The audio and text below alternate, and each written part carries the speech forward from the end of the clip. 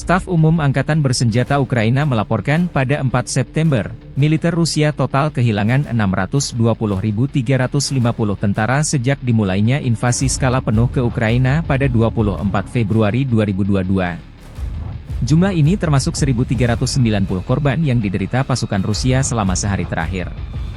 Menurut laporan tersebut, pasukan Vladimir Putin juga total kehilangan 8.618 tank, 16.848 kendaraan tempur lapis baja, 24.009 kendaraan dan tangki bahan bakar, 17.694 sistem artileri, 1.177 sistem roket peluncur ganda, 940 sistem pertahanan udara, 368 pesawat terbang, 328 helikopter, 14.616 pesawat tanpa awak, 28 kapal dan perahu, dan 1 kapal selam.